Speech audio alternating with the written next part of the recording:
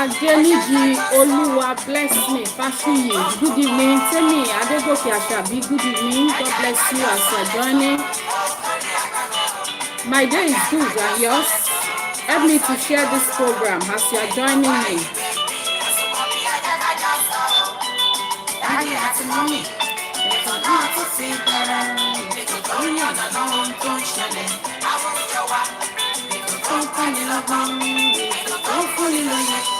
My darling sister, Bumi Akinutomi, you are welcome. Rita Ino, good evening, my sister. Help me to share. Mr. Dare, George Dare, you are very welcome, sir. You are early today. You are early today. You are welcome, sir. Happy Sunday.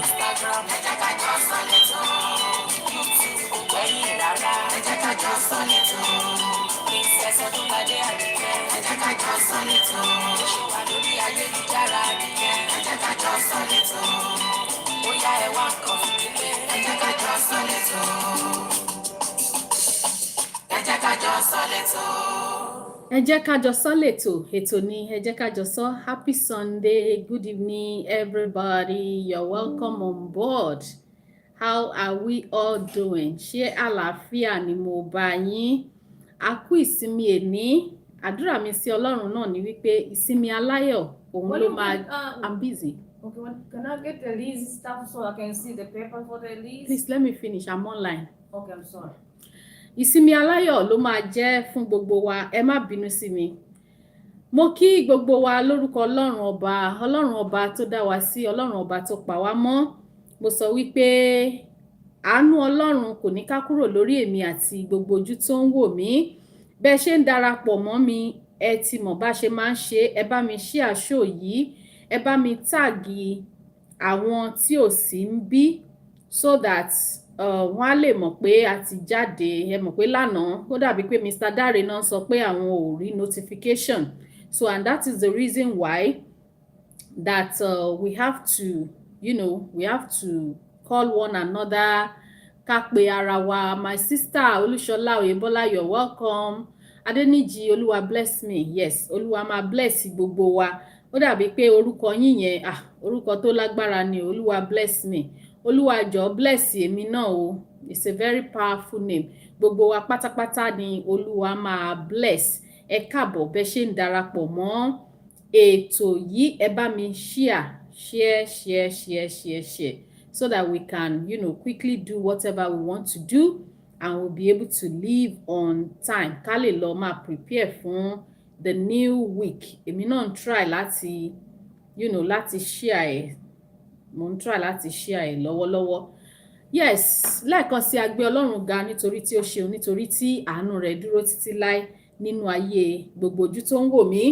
Bẹ́ ṣe ń wò mí yìí, àwọn kan náà wà lórí YouTube tí wọ́n ń wò mí lọ́wọ́lọ́wọ́. Mo connect mọ́ YouTube. Bá ṣe ń ṣe lórí Facebook, à ń ṣe àwọn tó wà lórí YouTube náà, àwọn náà ń wò mí lọ́wọ́lọ́wọ́. So mo kí gbogbo wa. Thank you Sister Adeniji Olúwa bless me. Wọ́n ní I don share o. Ẹ ṣé gbogbo ẹ̀yin tẹ́ bá mi share ẹ̀, ọwọ́ tẹ́ fi share ẹ̀, àkàndùn òní mú yín ní ọwọ́ yẹn lágbára Ọlọ́run. Bẹ́ẹ̀ ni ọwọ́ tẹ́ dẹ̀ fi share yẹn ẹ̀ ní fi gbọ́mọ sin lágbára lórúkọ Jésù. Ọwọ́ wa ire, owó, ọlá, ọrọ̀, òun la máa fi kà. A máa fi ọwọ́ wa, a máa fi ka owó ńláńlá, owó ńláńlá, owó ńláńlá lágbára Ọlọ́run. Yes, without wasting much of our time, if you look at the title of this program we want to do this evening, I titled it, I said, certain things you need to know before you say yes to that man or to that woman. Kí ni mo mean by that? This topic is basically for àwọn tó ń single, you understand? Àwọn tó ń single, tàbí bóyá single man, single fathers, or àwa tá ní ọmọ, ṣé understand? Àwa tá ní ọmọ ní tí wọ́n ń wojú Ọlọ́run tó fẹ́ lọ marry àbí nǹkan bẹ́ẹ̀ yẹn. Now, what do I mean by saying certain things you need to know before saying yes? Mr. Babalola, no, Sister Babalola K. Jayeola, I'm doing good. Ṣẹ́yìn náà wà, torí èmi wà bí ẹ̀wà, mo wà dáadáa. So, àdúrà mi sọ́lọ́run náà ni pé gbogbo wa a máa wà dáadáa lágbára Ọlọ́run. So, I said certain things you need to know before saying yes to that man or that woman. Ẹ béèrè lọ́wọ́ mi pé kí ni mo rí lọ́bẹ̀ tí mo fi waro ọwọ́. Why am I saying this? That certain things, there are certain things that we need to know before you say yes to that man, to that woman, or even those of us that are married. We need to be careful. We need to watch out for some things concerning that person that we are dating, that we are married to, or that we are about to get married to. Now, if you look critically, there are some people, their nature, some people in nature, they have a kind of aggressive nature. And my darling sister, Adeshola Rashidat, ẹ káàbọ̀ sórí ètò, Olaide Ahmed, good evening, God bless you. If you agree with me, we as individuals, we are different from one another. Our upbringing is quite different. We are raised in a different homes. The way I was raised up is different from the way you are raised up. Òbí tó tọ́ mi, ó yàtọ̀ sí òbí tó tọ́ yín. Nǹkan tí òbí tèmi gbà, òbí tiyín má lè gbà. Some people, when they are growing up, the kind of parents that raise them, àwọn òbí tán wà discipline tó jẹ́ pé they are no nonsense parents, are the people that raise them up. Some people, àwọn míì dẹ̀ ní tó jẹ́ wípé the parent that raised them, wọn kíá ibi tó bá ti wù ẹ́ ni kó gbé orí ẹ lọ. Ìbá wù ẹ́ kó gbé orí ẹ lọ síbi tí wọ́n á ti jàn ẹ́ ní kó wá lélé, they don't care. But some parents, they really care. Some parents don't want their name to be dragged in the mud. Àwọn òbí kan wà tó jẹ́ wípé they cherish the name. My darling sister Adegoke Bosede, you're welcome on board, ma. So there are some parents that the name they carry. Me, Sister Fajana Maito, you are welcome, ma. God bless you as you are joining. So there are some parents, they don't want their name to be messed up. They don't want anybody to join, any child to, you know, to drag their name in the mud. I become béèrè wípé ọmọ ta nìyẹn. Kàn wá sọ pé ọmọ lágbájá ni. Mr. Ojo, my darling brother, you're welcome, sir. My beautiful sister, Abimbola Oyedele Ojo, ẹ káàbọ̀, ẹ kú ọjọ́ mẹ́ta o, ṣàlàáfíà lẹ wà. So, some parents, they cherish the name they carry. Àwọn òbí kan wá máa sọ fún yín wípé orúkọ táwọn ń jẹ́ yìí o, orúkọ grandfather àwọn ni, kò bàjẹ́ láyé wọn, àwọn ò dẹ̀ fẹ́ kó bàjẹ́ lásìkò tiwọn. Whereas some of us, the parents don't even care. Orúkọ ìbá tiẹ̀ bàjẹ́ kò tiẹ̀ kàn wọ́n, wọn tiẹ̀ fẹ́ mọ̀. Because irú àwọn òbí yẹn, wọn tiẹ̀ sí ń bẹ̀ gan láti train ọmọ wọn, talk less of telling their children pé they value the names they carry. But if you agree with me like I said earlier, àwọn òbí kan wà, they are no nonsense. Tó bá ṣe ń gbé wá, tó bá sọ pé ò ní gbọ́, àwọn náà ò ní gbà. Now, based on the fact that we are raised from different homes, Ọ̀túnba Oyèdìran Afọlábí, ẹ káàbọ̀ sórí ètò, ẹ kú ọjọ́ mẹ́ta o. God bless you as you're joining. So, for that fact, because we are raised differently, we come from different homes, our virtues are different. Virtue, àwọn parents kan wà tó jẹ́ pé education wọn value ẹ̀, ọmọ ò bá lọ sí school kò kàn wọ́n, ọmọ ò bá máa rìn kiri lójú títì kò kàn wọ́n. But to some parents, nǹkan tó bá máa gbà náà máa fún, they can sell their last kobo to make sure wípé ọmọ wọn lọ sí school. And the way you are raised really matters in life. The way bí wọ́n ṣe raise you. My sister Oluwayemisi Duchess Talabi, God bless you as you're joining. Please, as you are joining, help me to share it. And don't forget, like I said yesterday, we have a subscription now on this page. Ẹ bá mi subscribe. We have a group. Tí àwọn tó bá subscribe, somehow we are going to join ourselves in one group so that we can enjoy exclusive shows and programs, tati mama share certain things tó jẹ́ pé we can share our problems, and one problem ẹnìkan will be problem of everybody. So those are the advantages fún àwọn tó bá subscribe lórí group yẹn. So bí mo ṣe ń sọ lọ, the way we are raised is quite different. Is quite different. Okay, Ọ̀túnba, you are just coming back after 2 weeks. You are welcome. Thank God you are here. So the way we are raised is quite different from each other. Bí mo ṣe ń sọ lọ. The woman you want to marry, you don't know how the person is raised. A man that is raised without love, tí wọ́n bá raise ọkùnrin tí wọ́n bring you up pẹ̀lú ìfẹ́, don't let me deceive you. That man, you cannot get love from that man. A woman that is not raised with love, forget it, she cannot give you love, because you cannot give what you don't have. Èèyàn ò lè fúnyàn ní nǹkan tó bá ní. You can only give out what you have. And that's why I'm saying the way you are raised matters a lot.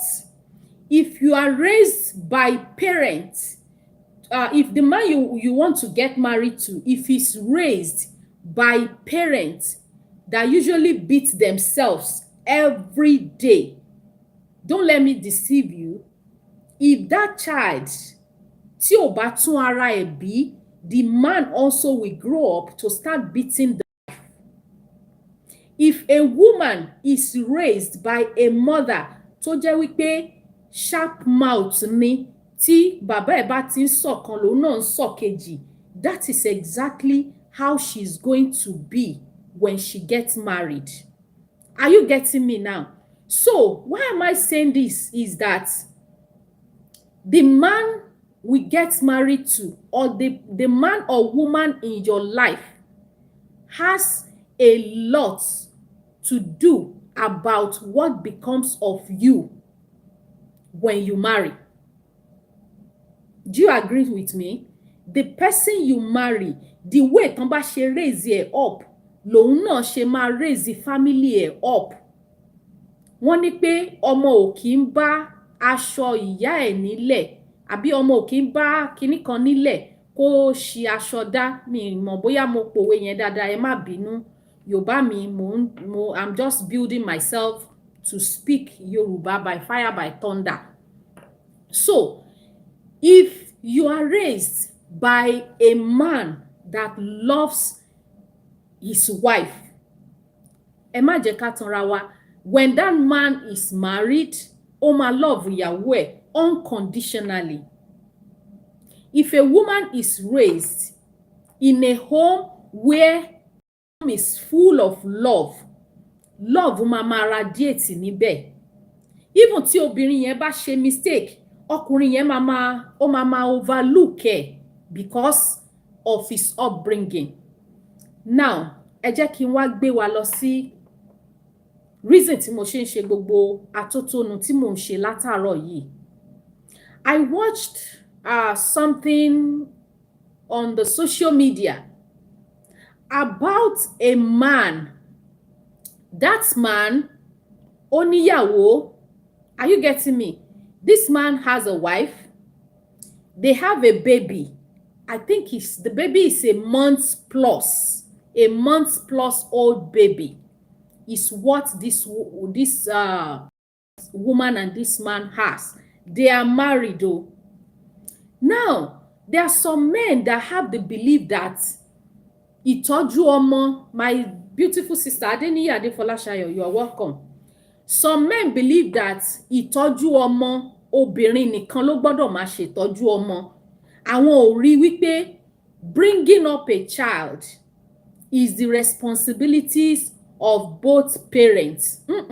They don't see it that way. They believe that whatever, obìnrin ló gbọ́dọ̀ máa ṣe, whether that woman likes it or not. Whereas bringing up a child is not the job of a woman alone. It is the work of the man and the woman. It's a combined effort of both the man and the woman. So, àwọn ọkùnrin tó bá wá jẹ́ wípé believe tí wọ́n ní wípé àní obìnrin o, iṣẹ́ ilé o, iṣẹ́ anything o, obìnrin ló gbọ́dọ̀ máa ṣe. Do you know that some men believe that pé káwọn máa ran ìyàwó àwọn lọ́wọ́ nínú ilé? Some men believe wípé káwọn máa ran obìnrin àwọn lọ́wọ́ nínú ilé.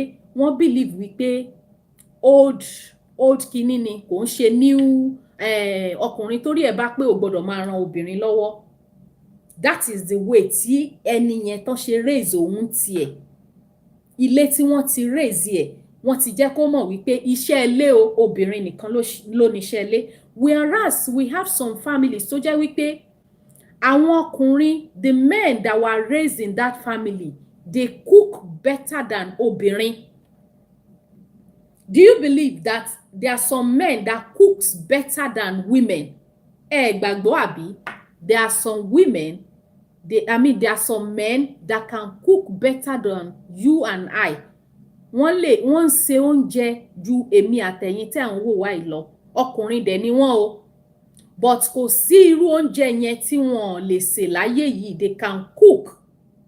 Kò sí obìnrin tó lè fi wọ́n ṣakọ because they are raised by parents tí wọ́n ti jẹ́ kán mọ̀ pé àtobìnrin o, àtọkùnrin o. Yes, sister, some men are helper. If you see some men, how they are helping their wife to pound yam, to cook in the kitchen, to take care of the children, you will be amazed. Ẹ máa wò pé ṣé ọkùnrin náà leléyìí? Whereas some men, all they do is just to sit down nínú living room, kán gbé newspaper, kán máa ka newspaper, any other thing kò tiẹ̀ kàn wọ́n. Ò bá ṣiṣẹ́ látàárọ̀ báyìí kó ṣiṣẹ́ kẹ́yìn ẹ̀ kan, they don't want to give any helping hand because they have been told wípé iṣẹ́ ilé o, iṣẹ́ obìnrin ni. My sister Adedapo Balkis Remilekun, you're welcome, my sister. So they have been trained that pé iṣẹ́ ilé o, iṣẹ́ obìnrin ni. So such men, kò sí bẹ́ẹ̀ ṣe seek help wọn tó, they will never help you. They will never do anything láti help yín. Whatever you do, they will not help you. Wọn ò ní help. Anyhow, tẹ́ bá tiẹ̀ wish, they will never help you. Láíláí, they won't help you. But there are some men tó jẹ́ pé they have passion láti assist ìyàwó wọn nínú ilé. Those are the kind of men tí wọ́n really raise dáadáa. And when a man is helping you, ẹ jọ̀ọ́ mo fọlọ́run bẹ̀ wá, ẹ má jẹ́ ká sọ di iṣẹ́ wọn. Ṣé ẹ understand nǹkan tí mò ń sọ? When you have a husband that is good, please don't take that person for granted. ẹ má take ọkùnrin yẹn for granted.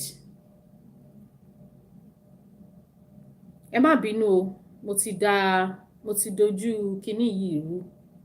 Oh, okay. So, bí mo ṣe ń sọ lọ, those are the different types of men that we have. Bright image concept. God bless you. You're welcome on board. Ẹ káàbọ̀ sórí ètò yìí. Ẹ káàbọ̀ sórí ètò yìí. So, why am I saying this? I saw something on the Facebook tó jẹ́ wípé the man and the woman, they have, I think, a month and some days baby. The baby was crying. The baby was crying, but this man, because he believes that the work of, taking care of children are basically for a woman. Ọmọ ń sunkún lóru, ó ń push ọmọ yẹn, ìgbà tó yá, with annoyance. The man was so annoyed. He was so annoyed that he drew the hand. Are you getting me? He drew the hand of that child. Títí tí apá ọmọ fi já mọ́ lọ́wọ́. Láì ṣe pé apá bèbí, láì ṣe pé bèbí ni wọ́n gbé sí orí bed. Kí ọmọ máa sunkún. Kí ọkùnrin yẹn kó dẹ̀ má lè tara, kó má lè ṣàánú ìyàwó ẹ̀ pé jẹ́ kí n tiẹ̀ gbé wò. Some men wà tó jẹ́ pé ọmọ wọn wọ́n máa ń lé ẹ̀ sí orí àyà wọn. Who is living in MA? What's the meaning of that? Edward Jones. What's the meaning of that? Can you tell me what you mean by who's living in MASA? I want to know why you're asking that question. So, yes. Oh, so the baby died? I didn't know that the baby died. I only know that the baby's hand was amputated. I only know that the baby's hand was amputated. I didn't know that the baby eventually died. So what am I saying? This man, instead of him to assist the wife, to carry the baby at hand, to sing the baby, to pat the baby, to make sure that the baby is cool. But this man did not do that. He dragged this baby to the extent that the hand of the baby pulled out. Do you get it? The baby hand did not pull out like that, but the baby had a sore hand. Ọwọ́ bẹ̀rẹ̀ sí dùn baby yẹn. Ọwọ́ ọmọ yẹn it's swollen, and according to the story we had, immediately the man discovered that pé apá ọmọ yẹn ti wà bóyá dislocated or something. He locked the mother and the baby inside and he went out. He ran away. So it was when the woman now shouted that people now realized that some people are inside the house. They opened the door, they broke the door, and they brought the woman and the baby. Kò lè ní àlàáfíà tó péye. That the baby cannot have good health if that hand is not amputated. You can just imagine that kind of a father that will make someone post it on Facebook yesterday that the baby died. Oh God, I didn't see that. I didn't know that the baby eventually died. So you can just imagine. Do you get me? You can just imagine a father tó fún obìnrin lóyún. The woman carried the baby for 9 months. She went through labor to bring forth that child.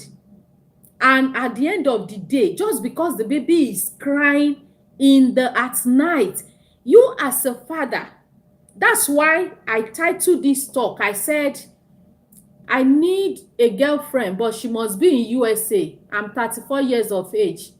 I'm sorry, Edward Jones. We don't have we are not doing hookup for now. We are not doing anything like a hookup for now. We are doing a program. Are you getting me? We are doing a program now. So You can also tell us where you come from. If you can tell us where you come from, then maybe we'll be able to help you. If you are in USA, tell us if you are in USA so that we know. Ẹ ṣé jàre, Sister Adeshola.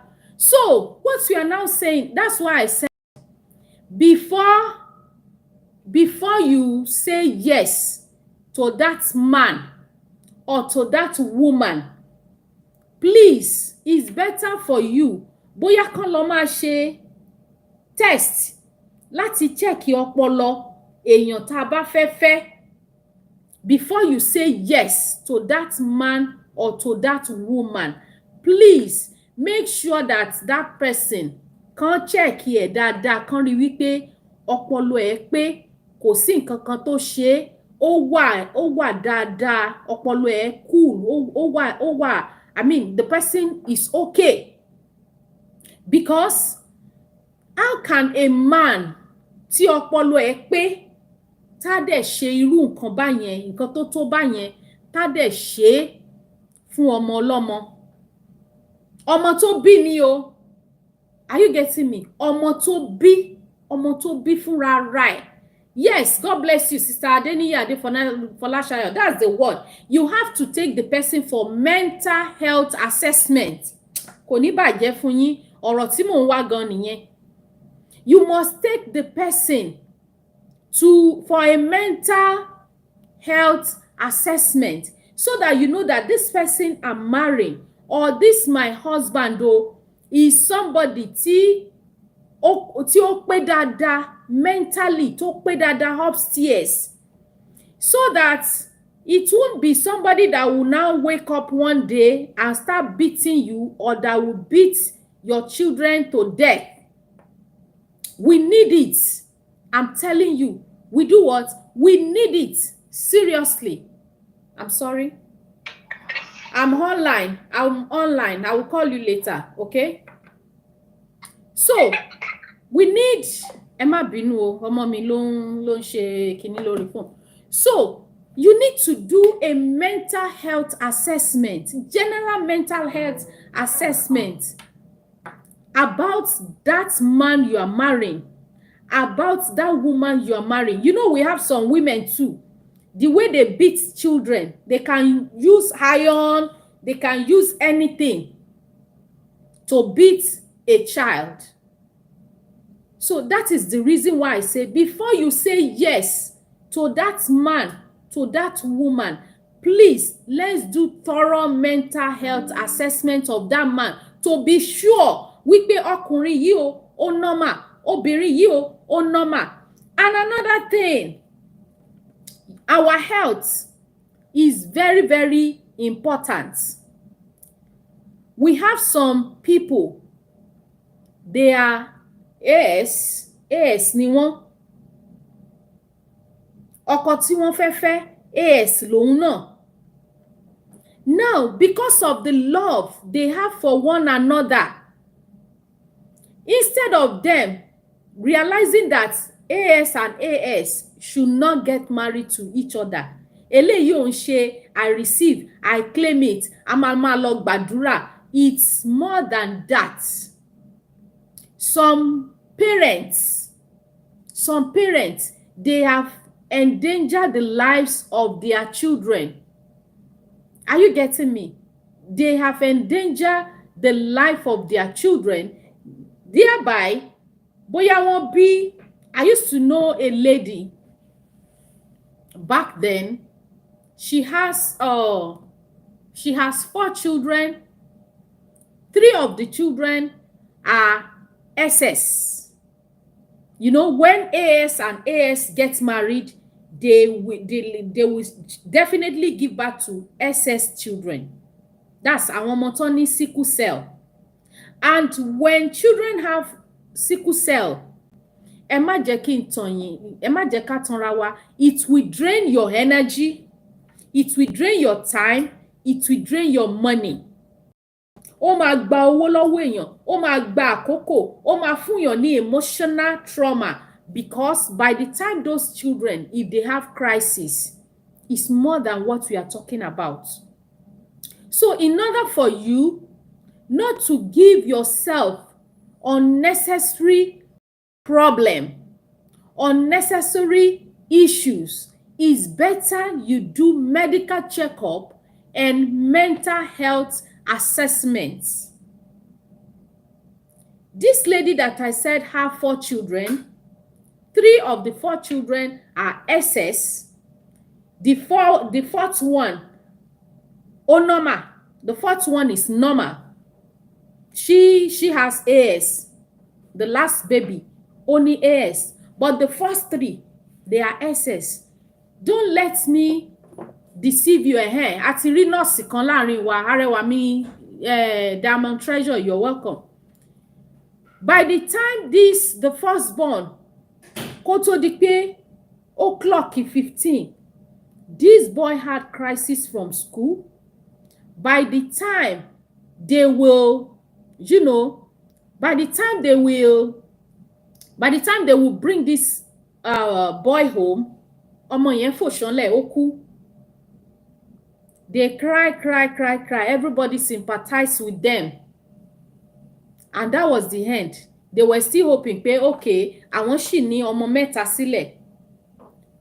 Not up to a year, the second child also have crisis. That one was 8 years. Nígbà tó kú. Òun náà tún ṣe kíni? Ó tún fò ṣánlẹ̀, ó tún kú. And don't let me deceive you. These people, according to what the sister said, they told them, nígbà yẹn, they tried to discourage them. Wípé no, both of you cannot get married to one another because of your blood genotype. You are AS, your husband is, you are SS, your husband too is SS. But because they love each other, even 2 AS gan, it's not advisable for them to get married. But story wípé God, I think, no, one is SS, sorry. The wife is SS, the husband is AS. Yes. The wife is SS, the husband is AS. The third child again, when that third child again, ìgbà tó náà máa fi dé 10 years, òun náà drop. Now, in those days, they will tell you wípé àwọn àjẹ́ ló wà nídìí ọ̀rọ̀ yẹn. Wọ́n sọ pé àwọn àjẹ́ ni wọ́n jẹ́ kó máa bí àbíkú. They don't know what is AS, wọ́n mọ kí ni SS, wọ́n mọ whatever in those days. And so they keep doing what? They keep accusing innocent people. Wọ́n accuse àwọn tí ò mọwọ́ tí ò mẹsẹ̀. Wọ́n lè sọ pé orogún ìyá ẹ̀ ni. Princess, this lecture or topic is on time. Okay, thank you so much, ma. So they will now said, is the other wife, is the grandmother, is the kinikan mother. They will start tagging people that doesn't have a hand in the issue. They will start calling some people names. Orúkọ tí ò kì í ṣe orúkọ ẹlòmíì, òun náà máa fi pè ẹlòmíì. At the end of the day, what usually happen? Wọ́n wá máa tag àwọn tí ò mọ̀ ń pa ọ̀rọ̀. Enmity àwa pọ̀ sí. But with our technology, with science, we now know. Àwọn àjẹ́ ilé wọn ti rógo. Àgàgà tán bá ní arúgbó nílé, tárúgbó yẹn ò sanra, tó jẹ́ pé ìyá yẹn slim ìyá ni, àwọn ìyá tó máa ń slender yẹn ni. Wọ́n á wá accuse ìyá yẹn. Wọ́n wá sọ wípé màmá ni o, ìyá yẹn ni, tẹ́ bá ti rójú wọn, ẹ̀yin gá ti mọ̀ pé àjẹ́ ni wọ́n. Wọ́n wá máa fún àwọn ìyá oníyá, wọ́n máa fún wọn lórúkọ tí ò kì í ṣe tiwọn. Tí ọmọ yẹn bá tún ti kú báyìí, ìyá yẹn tún ti dáràn, wọ́n á tún parí gbogbo ẹ̀. Wọ́n á lóhun ni o, òun ló ṣe kinní kan o. Whereas ASSS, òun ló ń jẹ́ bẹ́ẹ̀. When you tell them wípé no, don't go on with this relationship, wọ́n á sọ wípé no, there is nothing that God cannot do. If this woman is AS, the wife is SS, the husband is AS.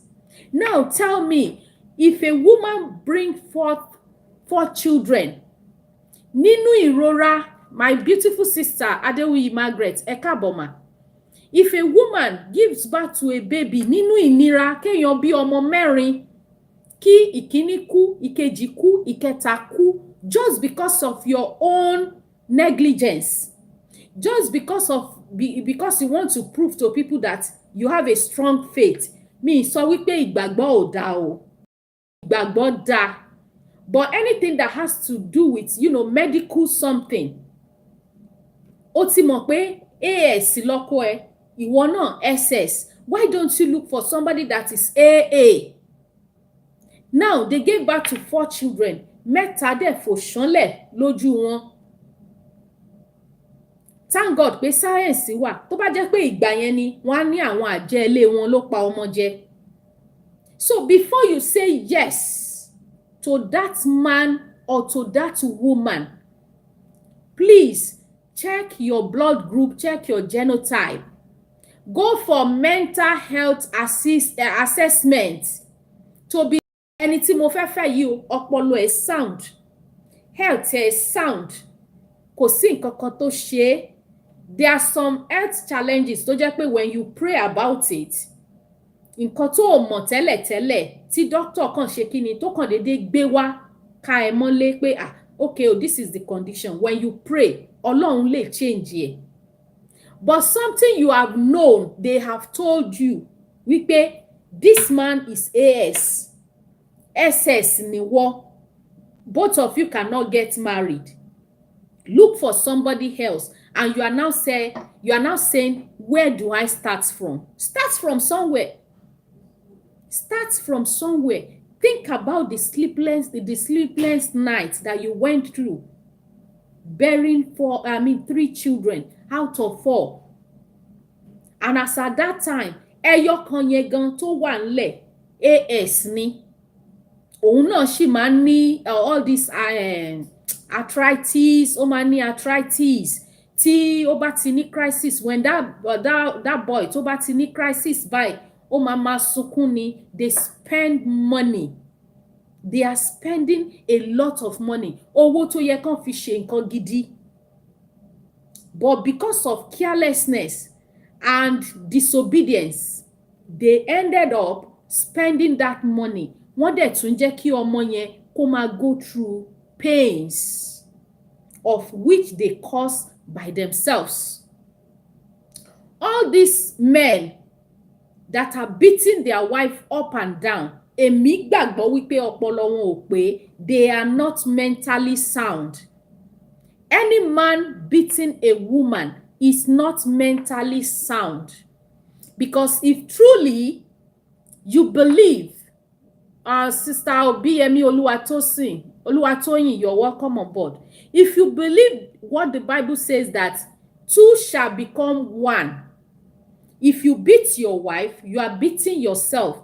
If that is the calculation, if that is the way we view it, no man will be hitting a woman. No man will want to raise his hand up and say they want to beat a woman. But because there are some people, they have mental issues. When you have anger, inú bíbí, that you cannot calm down, you cannot do without beating a woman, it's a mental health issues. If you can raise up your hand, beat your wife. And after beating such a woman, at the end of the day, ẹ tún wá kó sí àǹkó sọnù tẹ́ máa wọ̀ káàkiri àdúgbò. Àwọn èèyàn tán ti wá láyìn, àdádì lágbájá, ẹ fi mọ́mì lágbájá sílẹ̀, ẹ tún wá kó sínú àǹkó sọnù, ẹ tún jọ máa rìn kiri ojú títì. People will just be mocking you. They will be telling you pé wọ́n fẹ́ nara wọn tán, wọ́n fẹ́ nara wọn ná, ẹ̀yin ẹ máa wòran. So, before you say yes to that man or to that woman, go for medical checkup and do mental health assessment to be sure pé máa yí o tíjà bá pa wá pọ̀ kò ní yọ ọ̀bẹ sí mi, kò ní yọ ìgò sí mi, kò ní yọ àdá sí mi, kò ní kun mí wẹ́lẹ́wẹ́lẹ́. It's very, very important. How can a man, just because a child is crying in the middle of the night, ó dẹ̀ ṣe é débi wípé wọ́n amputate ọwọ́ ọmọ ìkókó láì ṣe wípé ọmọ yẹn ní accident? What kind of wickedness is that? And he did it after finishing. Ó sá lọ. Bóyá ó dẹ̀ fọmọ yẹn ṣoògùn ní, ta ló mọ̀? Bóyá wọ́n ti kọ́ pé tọmọ yẹn bá ṣáà ti kú kò ṣáà lè dọ̀bẹ dọ́mọ lọ́rùn. Bóyá ó rò, bóyá ni o. I'm not saying that is how it is. I'm not saying that is how it happens, because I can just imagine. You will see a responsible father, tọmọ bá ń sunkún lóru, ó máa gbé ọmọ yẹn, á gbé kọ́ apá, á máa kọrin fún, á máa pàṣẹ fún. Even when the mother wants to stand up, a responsible man can tell the wife pé má worry dear, ìwọ sùn oorun 1 hour.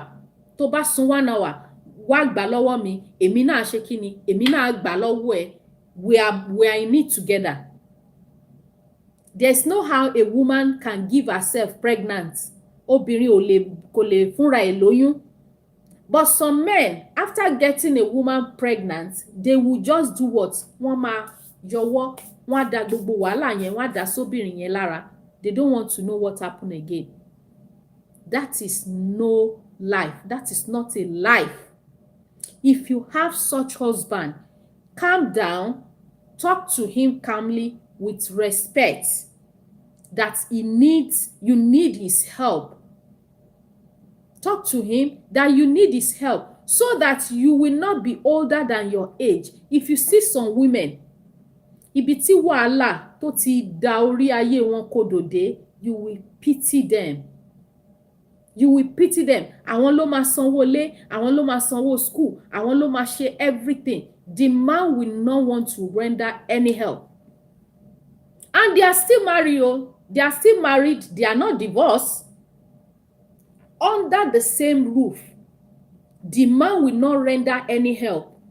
He expects the man to cook food, sweep the home, wash the plate, bath the children, take the children to school, go to the market. Then she goes to her own work. She will rush back home, prepare food. Ẹ máa rí àwọn ọkùnrin míì, wọ́n máa na ẹsẹ̀ báyìí. So sínú sitting room ni wọ́n máa gbé newspaper sọ́wọ́, wọ́n máa wo football update.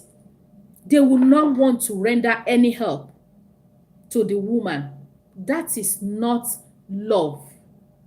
If you have such a man, please talk to him with respect, because you cannot seek for the help of a man with quarrel or pẹ̀lú èpè. No. Sit him down, tell him the importance of him helping you, so that things will work out fine. Kò ní sí pé ẹnìkan máa gbójú ẹnìkan lọ. Both of you will age together. And that's why this mental health issue is very, very important. Look at our security people, àwọn ọlọ́pàá wa. Majority of them, mo sorry to use this word, majority wọn wà okay lókè bí. They are not okay. Why did I say they are not okay? Little quarrel, little argument. The next thing ni wípé ìdí ìbọn wọn lè fi gbáyàn or kọ́kàn shoot èèyàn. They can shoot anybody at any time. That's why you don't have to argue with them, because eléyìí tó gbádùn